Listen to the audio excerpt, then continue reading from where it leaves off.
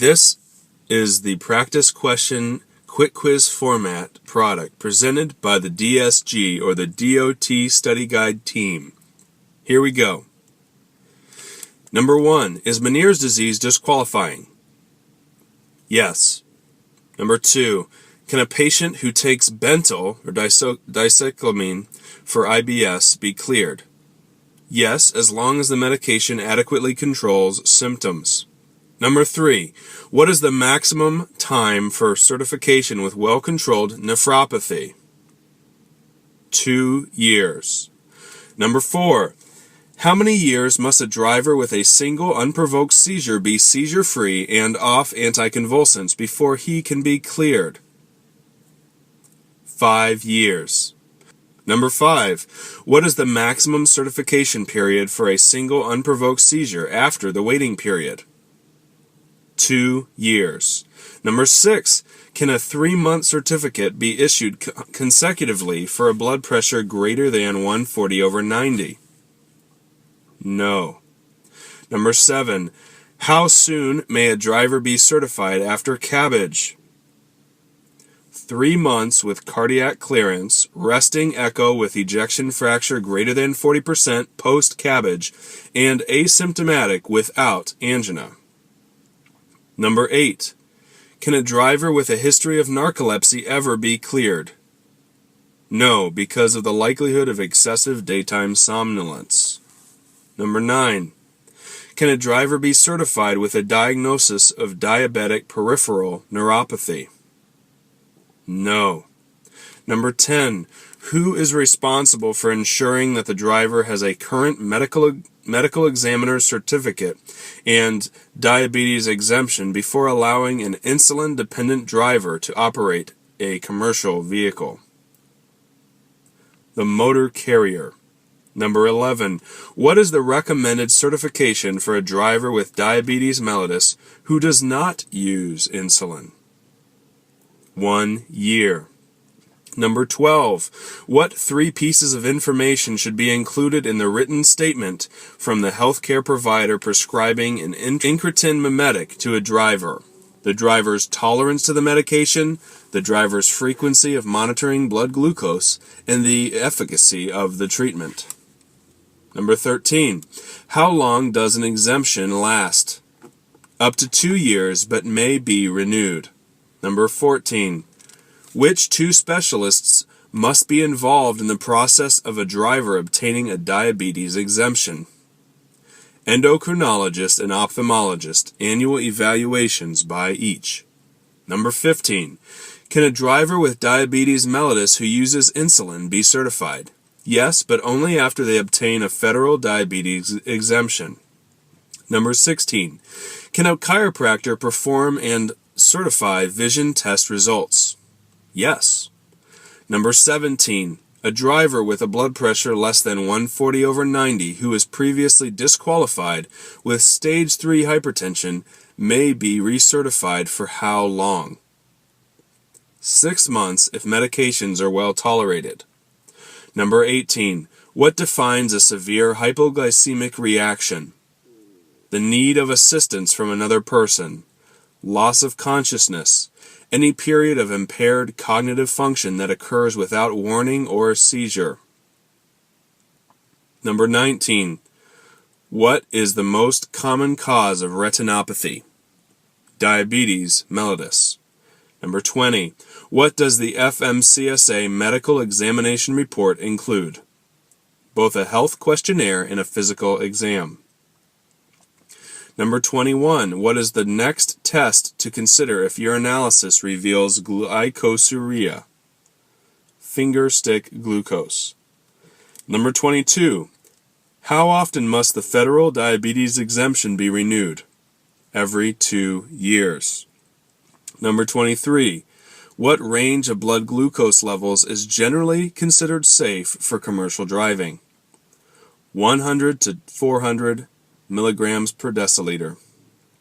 Number 24, if FEV1 is less than 65%, what should the PaO2 be in order for a driver to be certified? The PaO2 must be greater than 65%. Number 25. How often should a driver with mild aortic regurgitation have an echo? Every 2 to 3 years. Number 26. What is the minimal requirement for CPAP use? At least 4 hours per night for 70% of the nights. Number 27. When does an SPE certificate have to be renewed? 30 days prior to expiration date, and renewal cannot exceed 2 years of date of issue. Number 28. How often should a driver with a fixed deficit of an extremity have a physical exam? Every 2 years. Number 29. What is the maximum certification for a driver with a history of pneumothorax who is stable and asymptomatic? 2 years. Number 30. What is the waiting period after PCI? 1 week. Number 31. Who is responsible for determining if the driver meets program requirements and for issuing the diabetes exemption? The Federal Diabetes Exemption Program. Number 32. What specific test is required to assess grip power? There is no specific test required by the FMCSA.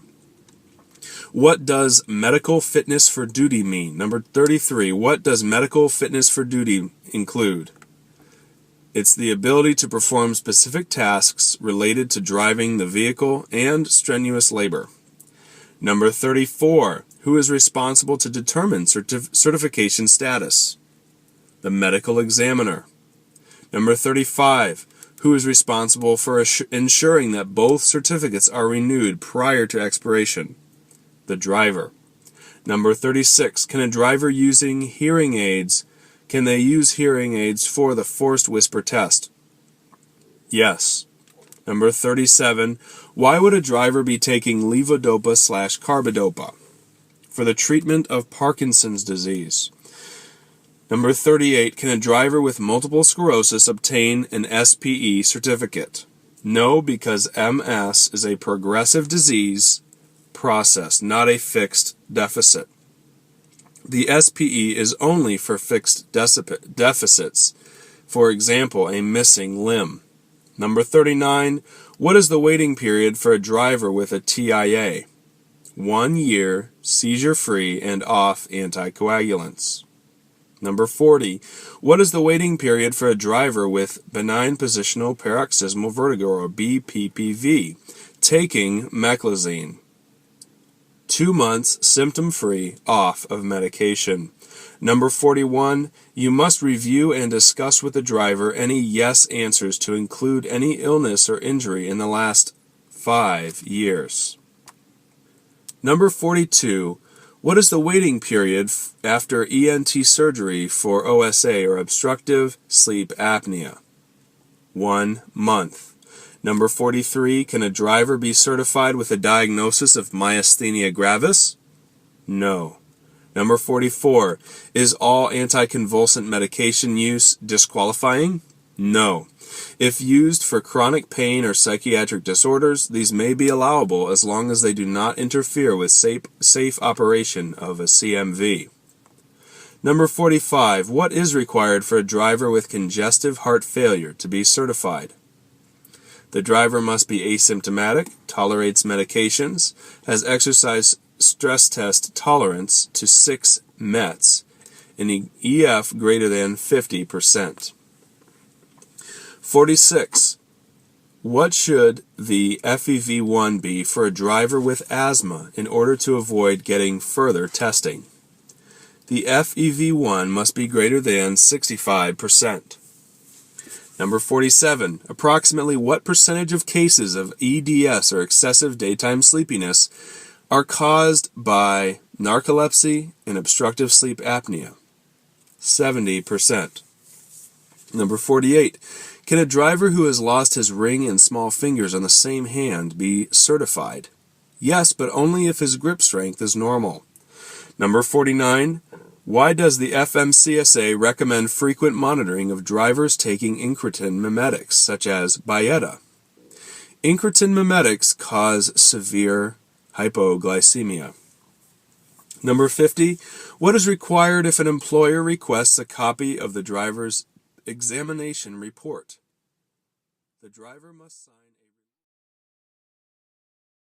We have a bigger, fuller product called the Exam Walkthrough, the NRCME Exam Walkthrough, which has much more material that we discuss, again, in very concise and easy to understand information. And we provide an audio companion, just like we did for this 2-page cheat sheet. We provide an audio companion for the 10-page exam walkthrough. We also provide, as a bonus, audio companions for what the exam day is like and how to prepare information products. And we provide an audio companion for the review questions, over 120 review questions to help you prepare for the exam. So if you're interested in any of this material, please check out our website and purchase our products in order to help you do better on the NRCME exam and in order to help you do better with your clinical practice in doing these DOT medical examinations. On behalf of the DSG team or the DOT Study Guide team, thanks for listening. Have a great day. Good luck.